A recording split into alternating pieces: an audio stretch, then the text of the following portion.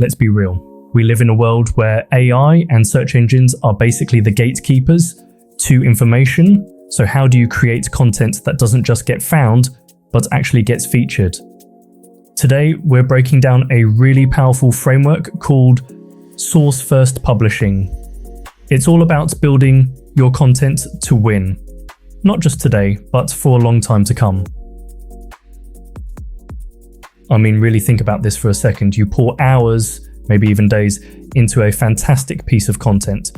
But when someone asks their smart assistant a question your article answers perfectly, is it your content that gets the credit?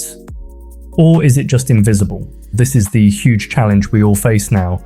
It's so easy to get lost in the noise, all because our content doesn't speak the language of machines. So the solution takes a bit of a strategic shift. And source-first publishing isn't some vague buzzword. It's a real, concrete execution framework.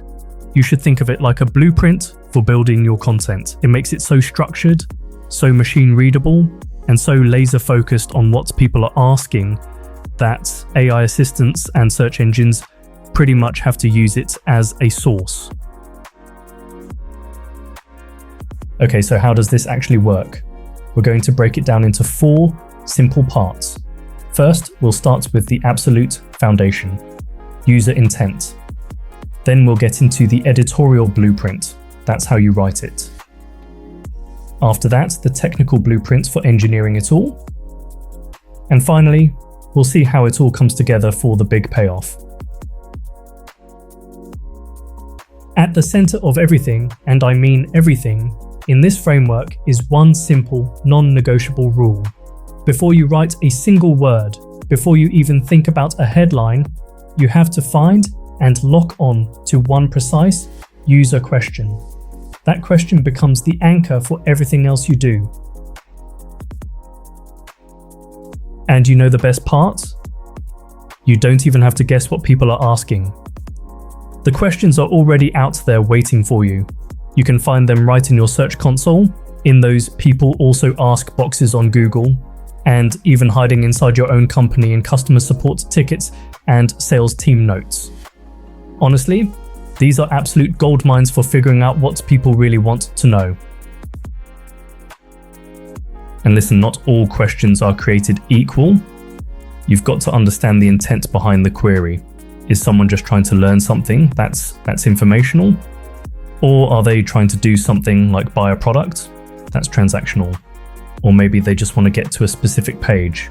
That's navigational. Each one of these needs a totally different kind of answer, and even a different page design. Okay, so you've got your question locked in. Perfect. Now it's time to actually build the answer. And this brings us to the editorial blueprint. This whole section is about designing a response that works beautifully for 2 audiences at once, the human reading your page and the machine that's crawling it. Now, this little spot is probably the most important piece of real estate on your entire page. Right below your main title, you need a super concise 40 to 60 word paragraph that directly answers the question. We call this the short answer. It's the perfect summary for a person scanning the page. And it's the exact snippet that AI assistants absolutely love to grab and quote. The key here is that there's a really simple, repeatable formula for a killer short answer. It's not just some vague summary. It has to have 3 things: 1 clear claim, 1 supporting number or fact, and 1 clear action the reader can take. That combination makes it direct, believable, and genuinely useful. Let's look at an example to see how big a difference this makes. The before version is just fluffy marketing speak, right? It's nothing specific. But the after, that is a perfect short answer.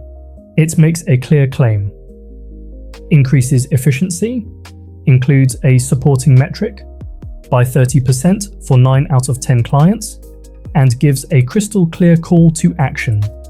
Start your free trial today. You see the difference? One is basically invisible, the other is a perfect source. Alright, rule number 3 is all about giving every little piece of your content a permanent, stable address on the internet.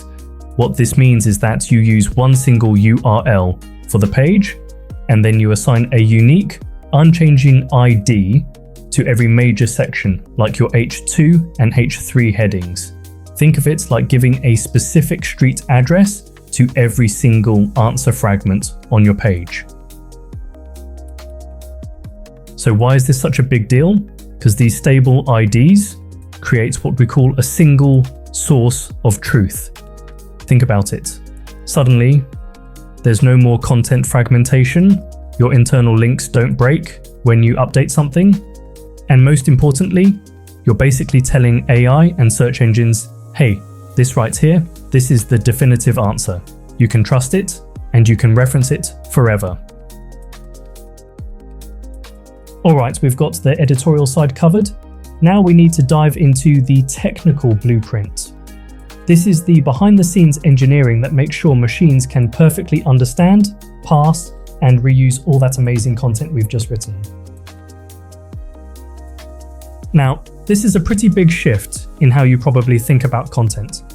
Instead of an article being one giant block of text, you need to break it down into its smallest valuable parts. Individual sentences, key stats, little hooks, and store each one as its own separate record in your CMS. They become these little reusable Lego bricks of information. And here's why that is so incredibly powerful. Let's say a key statistic for your company changes. With this system, you don't have to go hunting through every single blog post and landing page where you used it. Nope. You just update that one little micro snippet in the CMS, and boom, an automatic process instantly refreshes it everywhere. Your content is never stale or inconsistent again. And now we get to the final and maybe most critical rule of the technical blueprint. Your content actually needs to exist in two forms for two totally different audiences. You need the version that humans read on the page, and you need a parallel superstructured version that's written specifically for machines. We do this using something called schema markup. You know, it's actually a pretty simple division of labor. Humans see the nicely formatted HTML on your website. Machines, on the other hand, read something called JSON-LD, which is a standard format that explicitly tells them things like, this piece of text is the question, this part is the answer, and this is the author.